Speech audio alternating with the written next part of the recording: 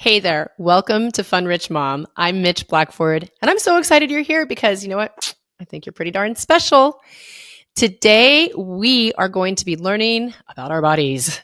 My guest, Sandie Gascon, is the author of Heal Yourself, Body, Mind, Spirit. She's also the founder of Integrative Healing Academy. And this woman, I'm telling you, she figured out a way to heal herself of lupus and so many other things, but not through your traditional medical route, going and seeing a bunch of doctors and getting on a bunch of medicines. Although she did do that, she went and found a different way where she found out, okay, what is my body trying to tell me and what is inside of me and what is it needing to heal? And I'm telling you, we hit everything from menopause, perimenopause, postpartum depression, libido, and whether or not you're just having symptoms that are making you feel a little bit wonky and more. You're going to be interested because I'm telling you, there's going to be something here that you're going to be like, oh my gosh, that's exactly where I'm at. And she's going to tell us a little bit about how she figured out the way to get your body to work without having to be stuck on medicine for the rest of your life. So with that, let's get started.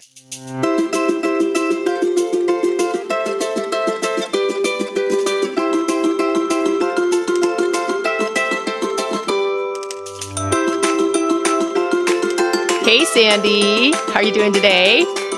Doing good, doing good. It's definitely nice and warm out, which is odd for Florida. It's been pretty chilly.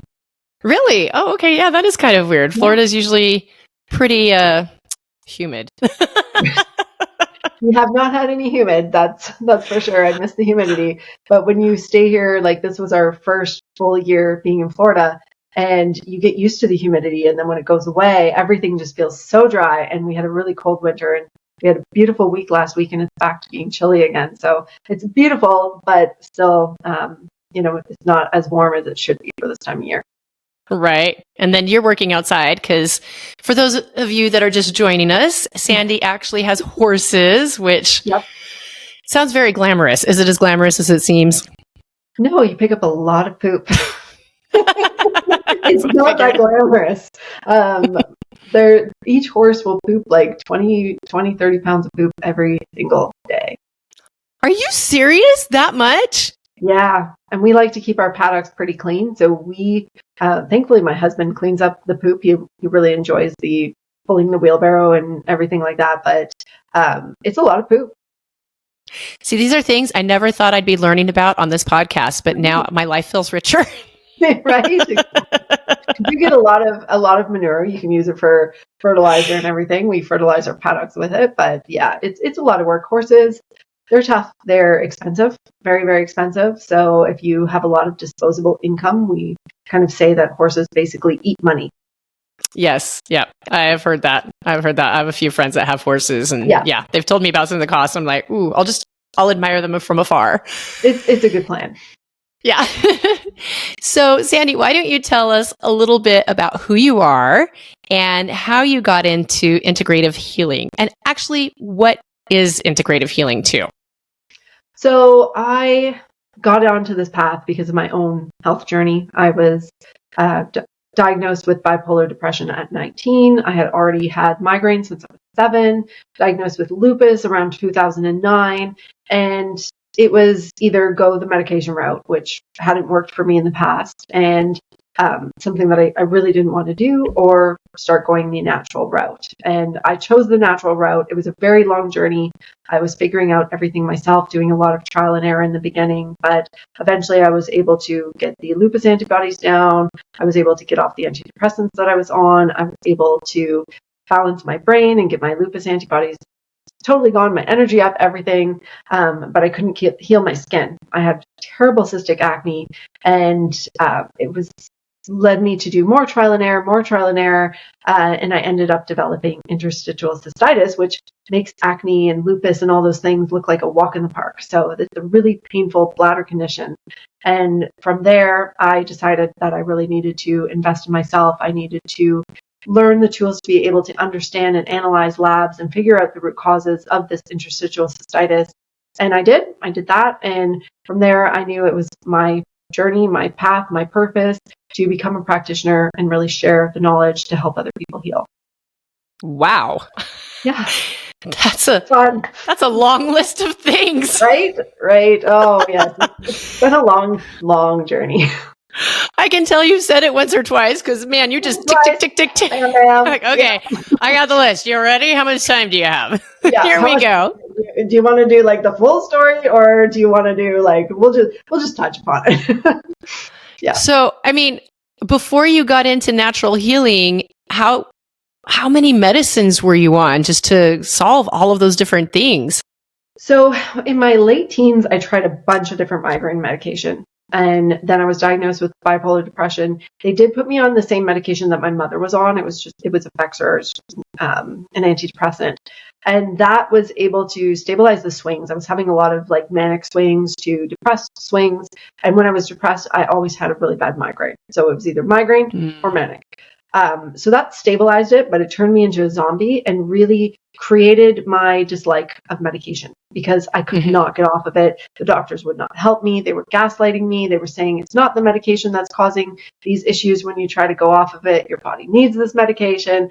And I wasn't having these huge swings, but I felt terrible. I was a total zombie. And when I was diagnosed with lupus, I didn't go on any medication. It was like a clear no. I don't want any more of these drugs. I don't trust what you're giving me. You did not tell me of the side effects of this medication, that I couldn't get off of it. Any of that stuff. There was nothing was given to me. There was no informed consent there.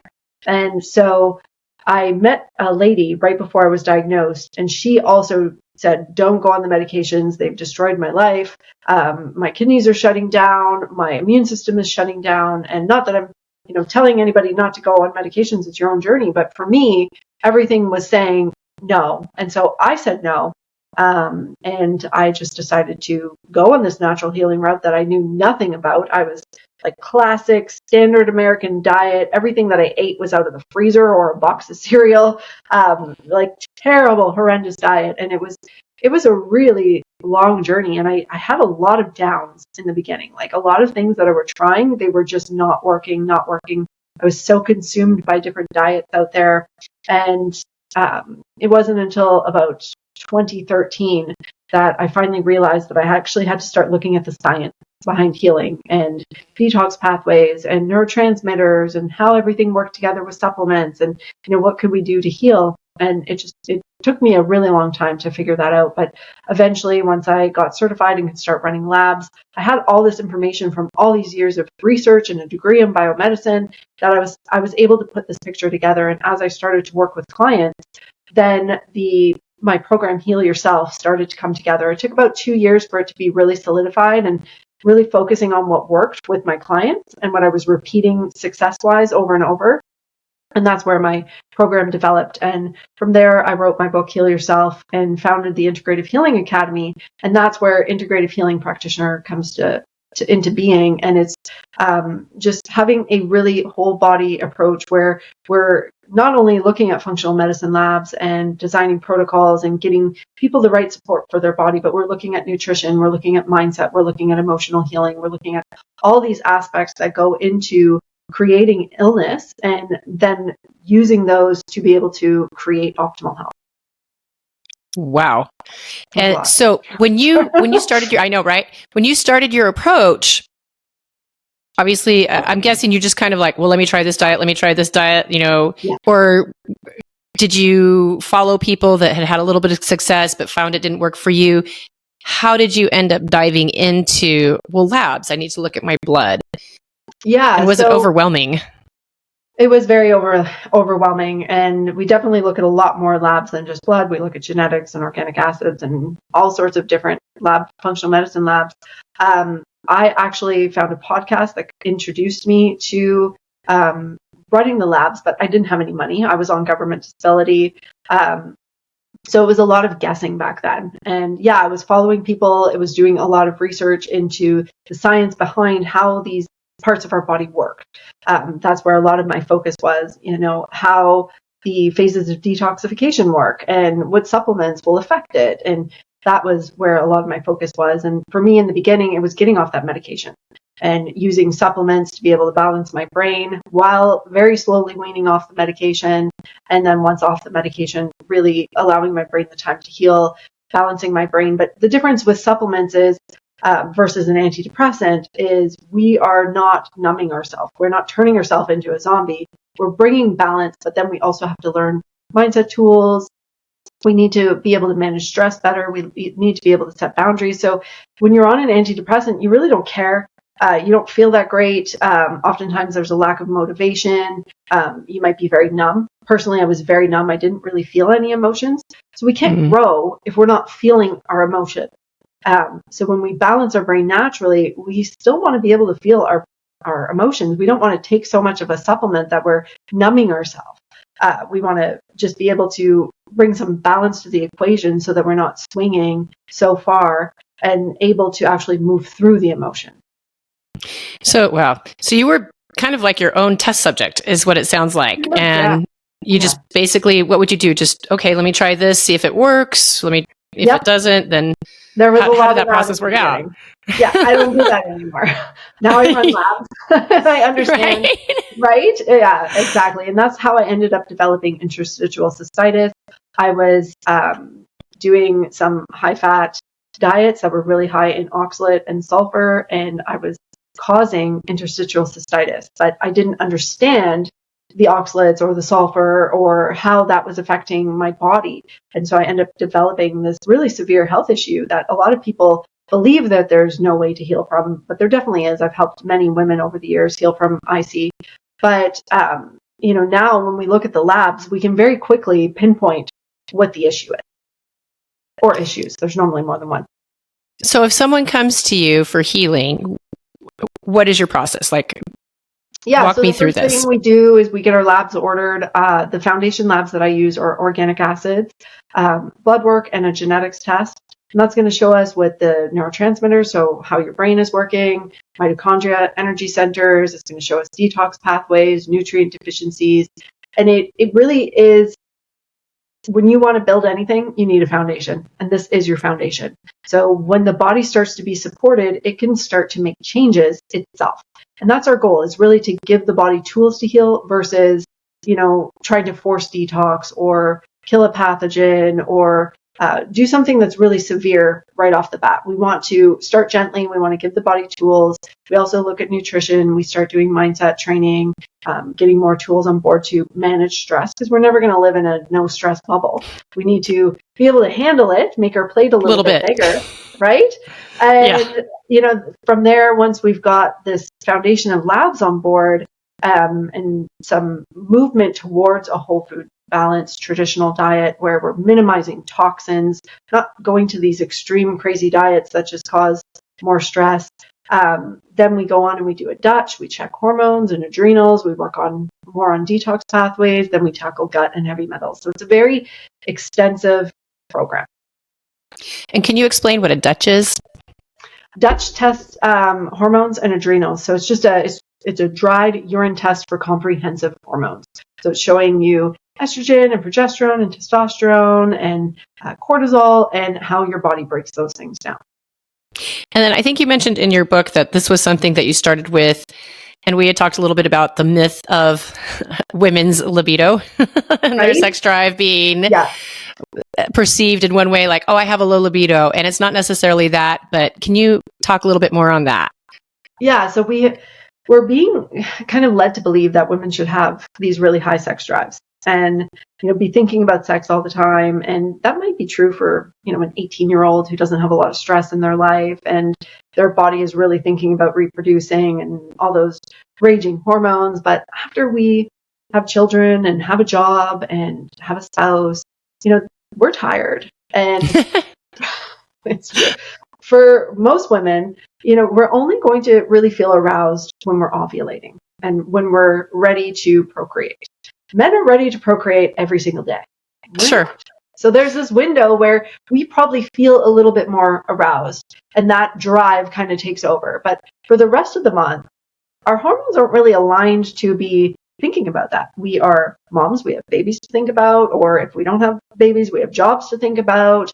We have stresses in life. And in order to have more of a high libido, we have to really be fostering that. And a lot of it comes down to our relationship, right? If there's resentment in our relationship, if we're feeling overwhelmed, we're not feeling seen, we're not feeling heard, we're not getting that our needs met, then it can be really hard to meet the needs of our husband, which for them, sex is a big thing.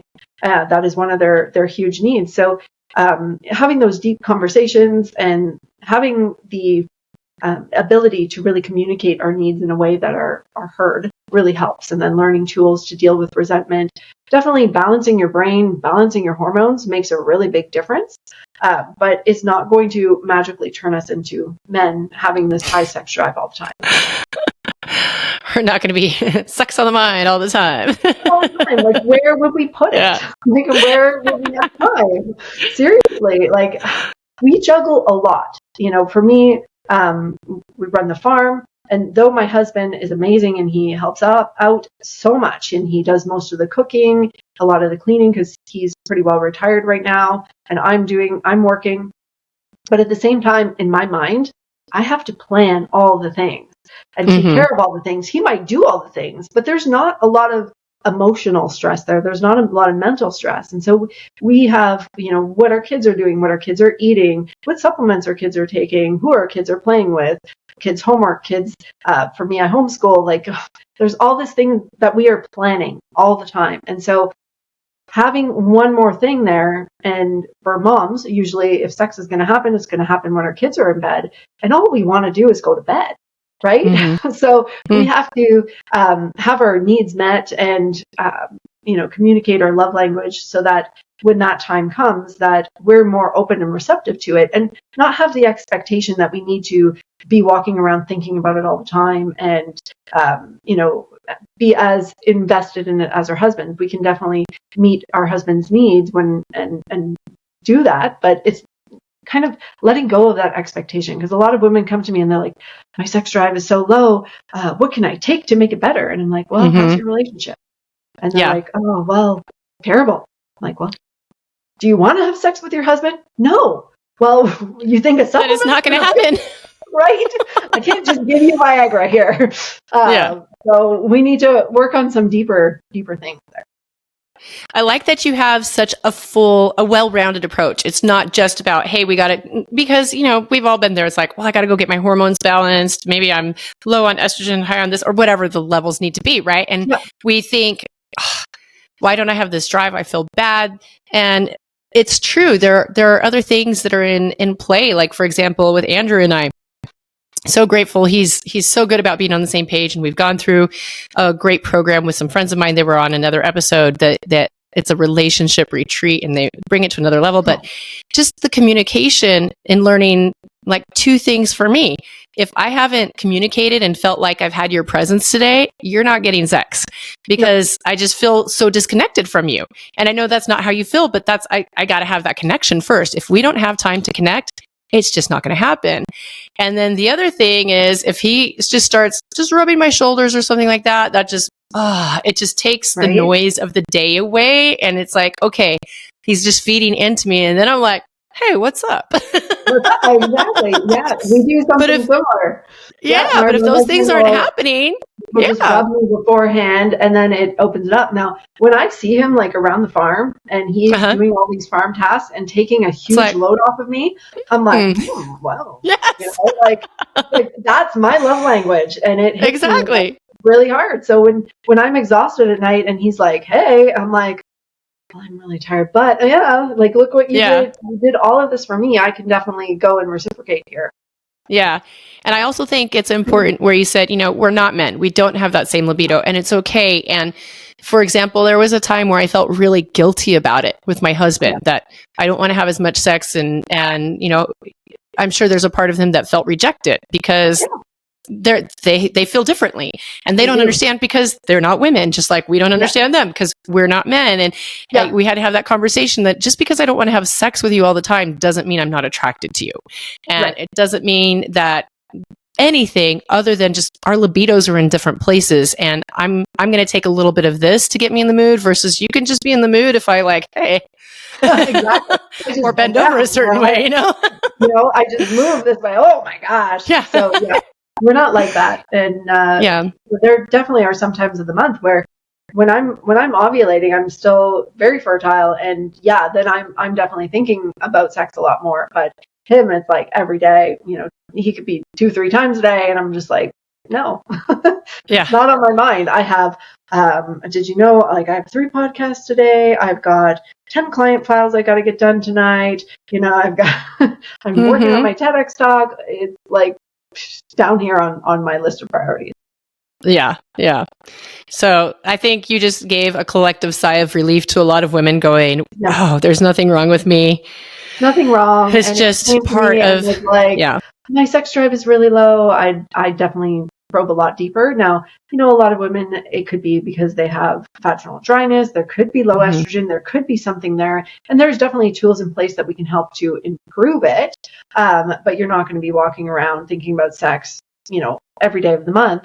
But for cycling women, yes, there's definitely things that we can do it. For women that are menopausal or postmenopausal, there's definitely things that we can do to help to make sex more enjoyable and, create a really healthy vaginal experience, because a lot of times as estrogen starts to go down, then sex becomes really painful. So there is lots that we can do to help, but we have to look at it from a holistic perspective.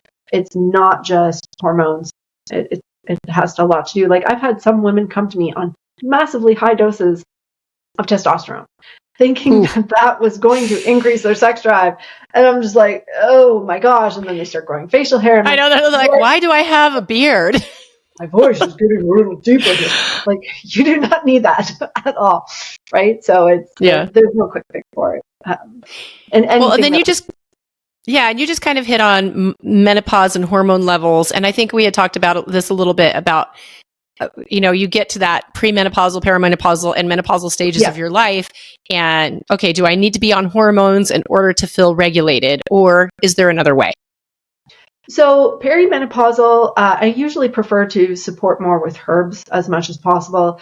Once a woman is menopausal, we do need to look at genetics. We do need to look at a Dutch. We need to see, are you safe? Are you able to go on any hormone support? Because we naturally are supposed to not have a lot of hormones after we go into menopause. So you can go to a lot of practitioners and they will get your levels up to a cycling female's range.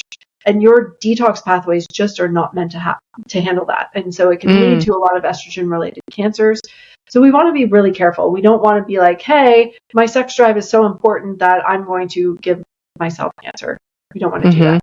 So for postmenopausal women, if we are seeing a lot of hot flashes, issues there, then doing a low dose of estradiol and some progesterone, if the Dutch test allows it, if we're seeing that it's safe, to get the levels supported, but not up to a cycling range. The same with perimenopausal. We need to allow our body that time to go through the shift as we stop ovulating. And we don't want to just be like, here's some progesterone and some estrogen, and let's try to regulate the cycle and recreate what you were when you were 30. We want to gracefully go through it. And then if we are seeing some issues with vaginal dryness or vaginal atrophy, there's things we can do vaginally that don't have the effect on the body and are so much safer. And then we can do a little bit of hormone support if it allows. But for me, like if hot flashes aren't there, I don't want to start giving women a lot of estrogen because we're just increasing that risk of cancer. Wow. Okay. I didn't know that. And then what about things like mental fogginess or mood swings that we often can experience during that time as well? Is there something that you can help with on that? Yeah, our hormones go hand in hand with our neurotransmitters. So if we can balance other areas of our brain and our bodies, then it allows us to go through that hormonal change. It's the same with our cycle. When we're getting closer to our period, our hormones are starting to drop, and we often start to feel the PMS issues. For some women, their progesterone's not getting high enough. We see some estrogen dominance, so we see some PMS issues like mood-wise, and we can normally just balance the brain to compensate without just throwing a ton of hormones at the person, because oftentimes when we look at a Dutch, it's going to show us how the body is breaking down the hormones. And if that is in a really toxic way, so if your body's not processing estrogen, even giving you more progesterone is just going to feed that estrogen pathway. So we have to be really careful with these hormones. So many women will just go and get hormones from their doctor. They're not doing the Dutch test. They're not checking their genetics. They're not seeing if it's safe. And then they develop more issues. Yeah, that's really good information to know, because I know that with my friends, we've talked about it, like, oh, well, I can't remember things the way I used to, or just sometimes my temper just flares in a flash, or so, the fix is, go see your doctor, get on hormones or whatnot.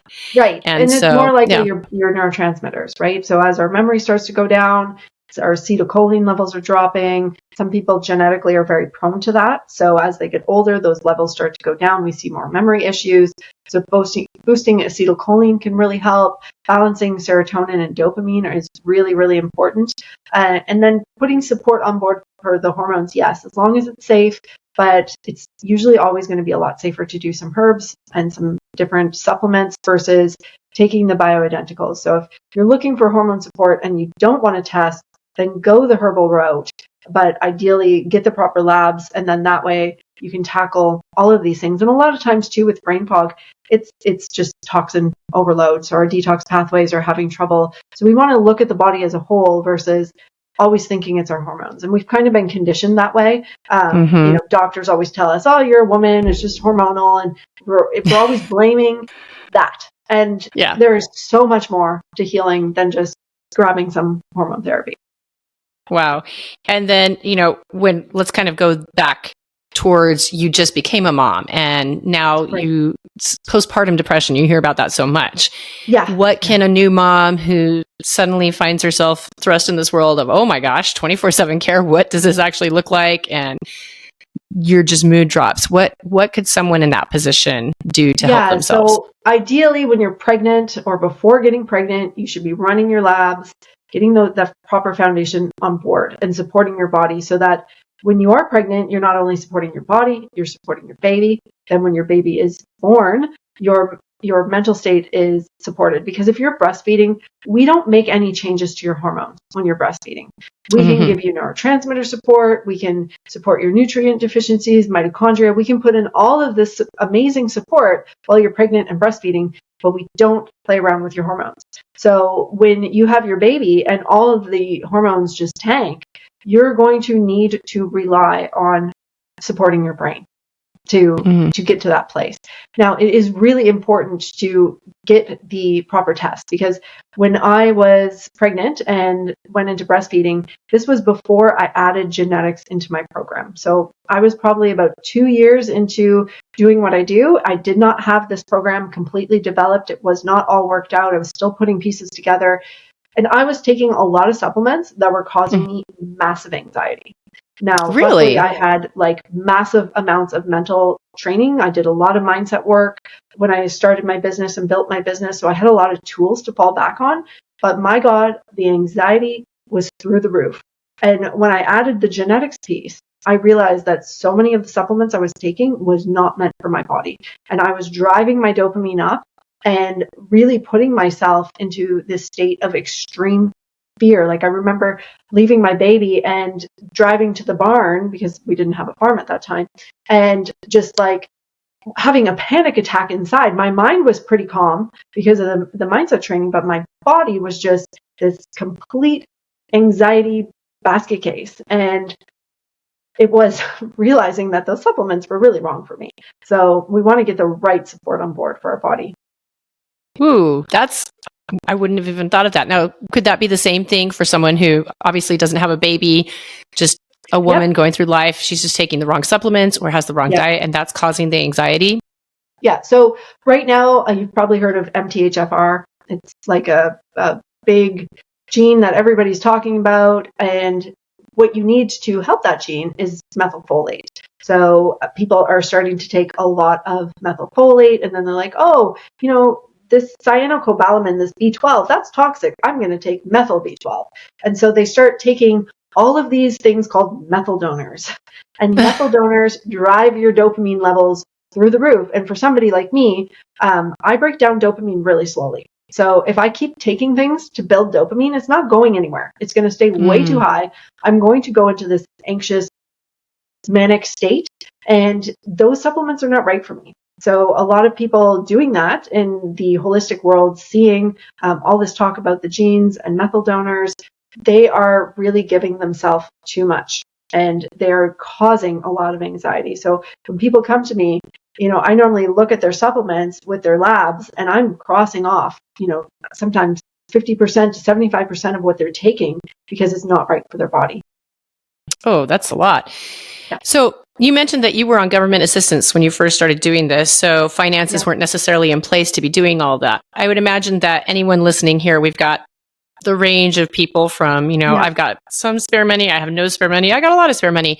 What is a ballpark figure if someone wanted to come and get all of this lab work done to find out, okay, what is my baseline? Where do I need to be going in order to live a more healthy life, to rid myself of lupus, or to get rid of this depression, or to feel like I'm stable? What are they looking at spending?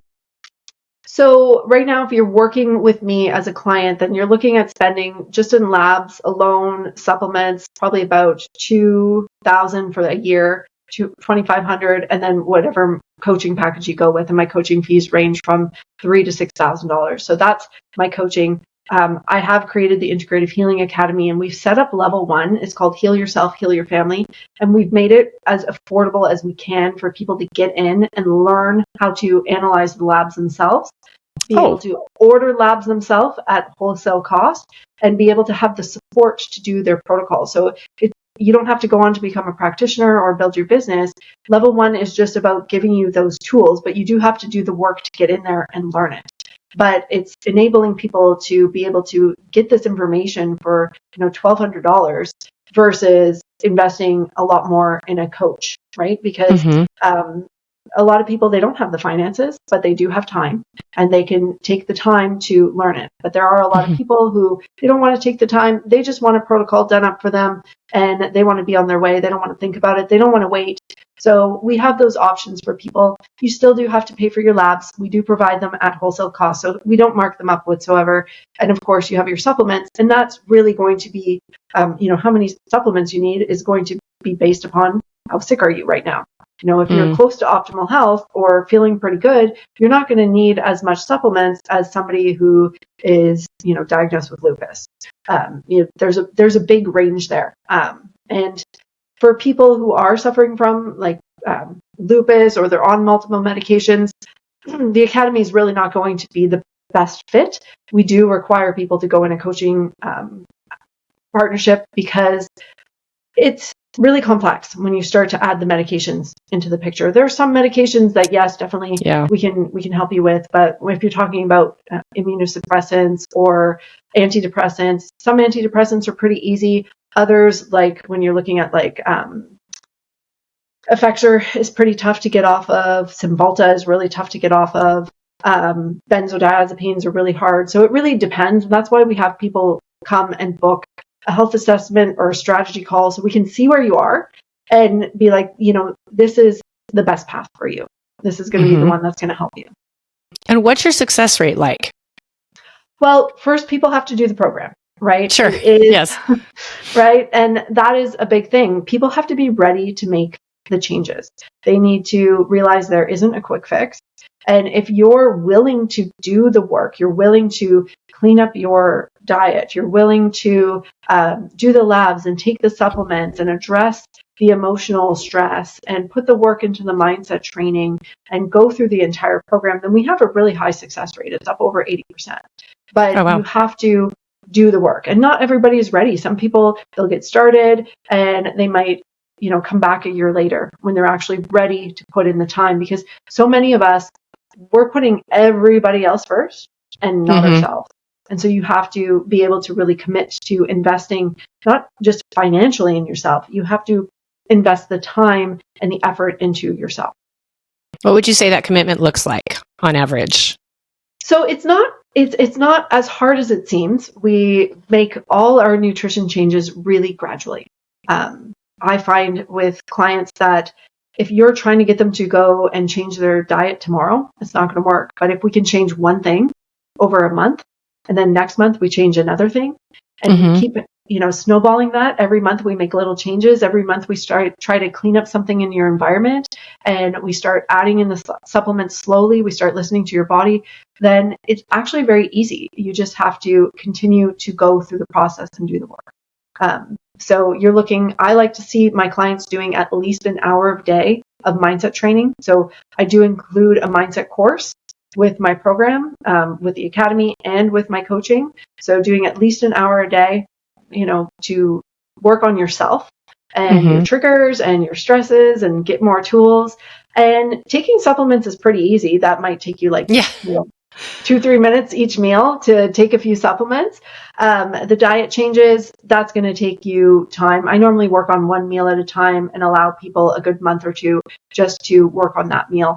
But some people, if they're really standard American diet, drinking 4 cups of coffee every day and eating out of a box, like I was, not the coffee, but definitely I eat out of a box, then, it's going to take a little bit longer. But when we can make the slow changes, they definitely stick. But we have to have people who are committed to continuing to make slow changes. Yeah, that's probably the biggest hurdle that you have to overcome, because we are so set in our ways oftentimes, and it takes hitting something to make us say, okay, I'm willing to commit and to make that change and to stick with it through the long run. And like you were saying, though, it's really not that hard, but it is making a different motion action decision each day than habitually we're used to going to. Exactly. Yeah. But really, what is harder? Is it harder to have a severe illness, get this massive diagnosis, or is it harder to start making those changes now? Like if I could go back and know this before I got sick, that would have been great. Or have been taught this growing up, that would have been awesome, and had a really amazing foundation growing up, but I didn't. So it's definitely a lot harder to do it. Once you are really sick, it's still doable. Our body wants to heal. We just have to give it the tools, but we also have to give it the time. Yeah. So now that long list that you gave me in the beginning that you're so quick to check off, you don't have any of that, right? No, the symptom I do have right now is I'm talking too much. I'm losing my voice. The only symptom that we discovered is we do have a chronic heart condition. So I've always had asthma since I was a kid, like exercise-induced asthma. And one of the things that had me diagnosed with lupus was my heart was going like crazy all over the place. And so I still do control that with supplements. So that is something my mom suffers from, my aunt suffers from. Caden actually was diagnosed with it also. But it wasn't until like 2-3 years ago that we even knew it was there. It was just, what's going on here? So that is something that I definitely do have to be mindful of. Before COVID, when people used to drop dead and they would just be walking, or they would be exercising, the athletes that would drop dead, we have that gene. So later on, my mom actually told me, she's like, oh yeah, you had an aunt. She was like 42 and she was just walking down the street and she died of a heart attack. And I'm like, you didn't think to telling me about this. She's like, well, I never thought about it until your aunt was diagnosed with this congestive heart thingy. So thankfully, I have the tools and the supplements to be able to keep that really well controlled. But when I was diagnosed with lupus, that was just thrown into lupus. Like everything that I experienced in my life was, it's lupus. It's just lupus. And it's like, no, it's not. Each symptom had their own root cause. So that is really the only thing that I'm mindful of, but don't have any bladder pain. I don't get migraines anymore. My mood is incredibly stable. I don't have lupus antibodies, really good gut health, feel really good, lots of energy. But I am very mindful of this genetic heart condition that we know. Right. Yeah, I probably would be too. Yeah. And we are with Caden too. Like he's never going to be an athlete. But what's really crazy is when I was younger, they just gave me inhalers and they didn't look at my heart. They thought it was my lung. And this entire time, it was definitely my heart.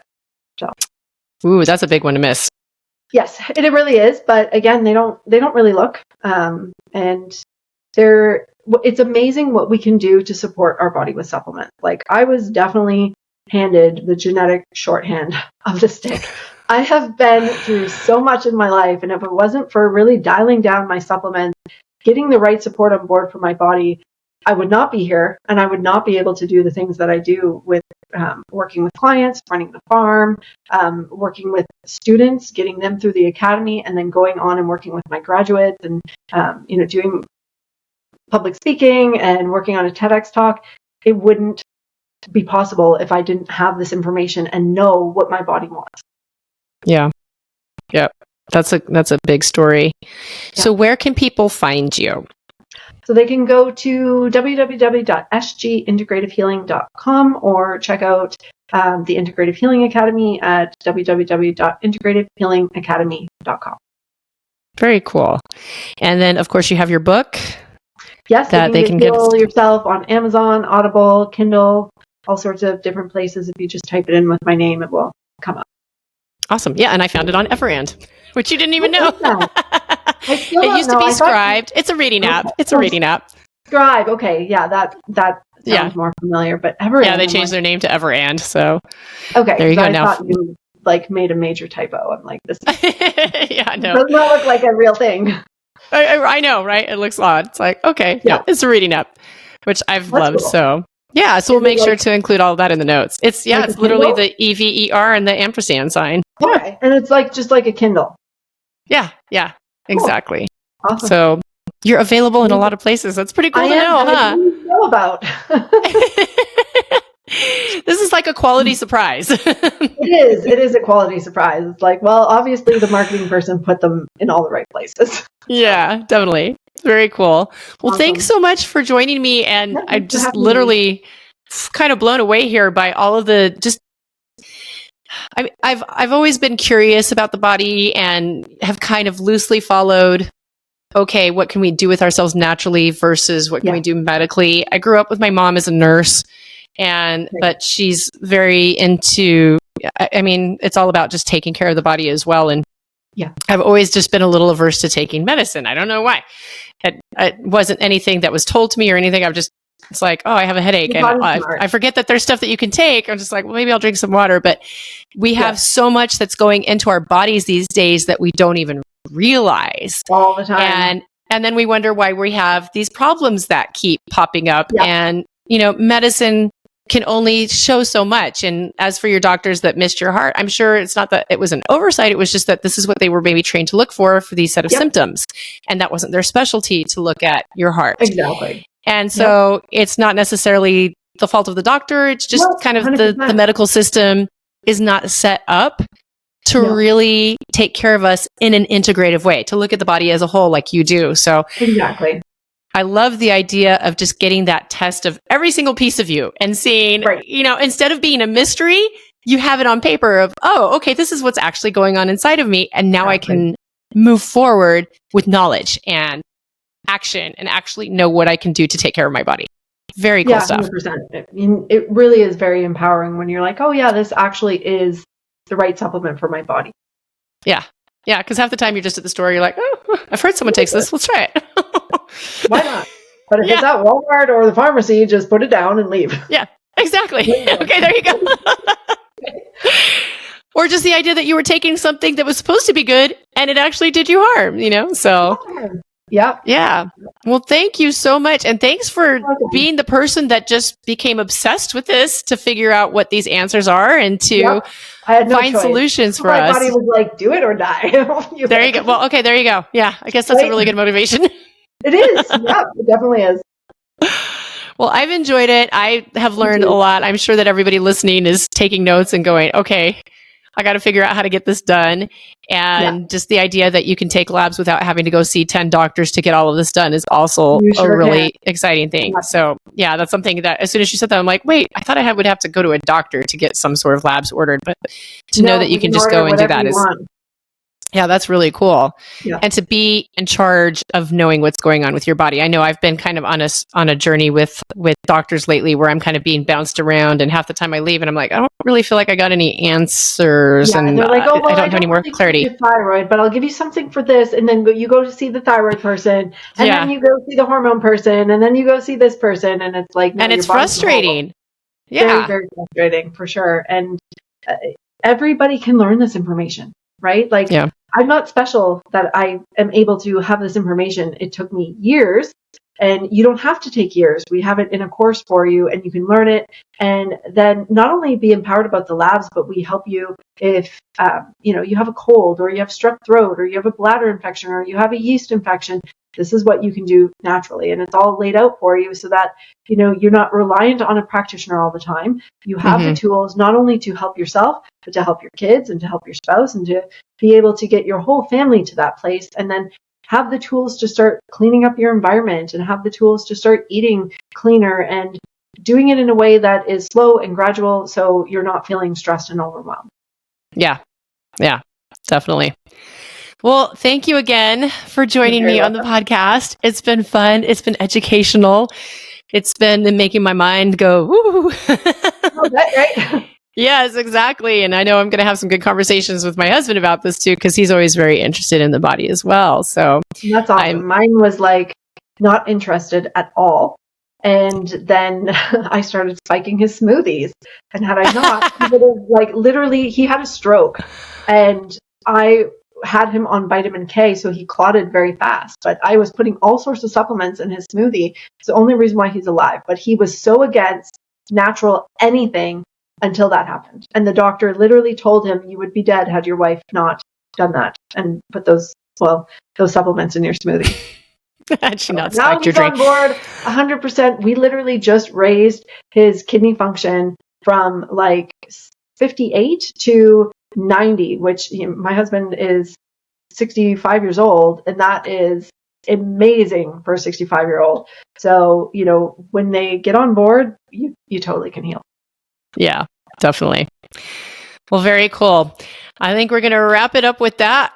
Yep. I know that you're probably going to go, if you've been listening to this, check out the show notes, go check out her information. I'm sure a lot of people are going to be doing a lot of Google research tonight on this and looking at, okay, what do I need to know about me? Oh my gosh, this is answering so many questions. And, going from libido and feeling okay about where we are to realizing that it's a process when we go through menopause, and that's okay. But there are things that we can do to mitigate some of the downsides of menopause to, postpartum. I mean, we covered so much here. We did. I really appreciate it. So go have fun doing your research tonight and check out Sandie for sure. So with that, if you would share this episode, I'm sure there's someone out there that could benefit from this information. I already know 3 people right away on the top of my head that I'm going to make sure that they watch this information because it's so powerful. And like and subscribe. I always appreciate that. And with that, make it fun, make it rich, and we will talk next week. Bye-bye.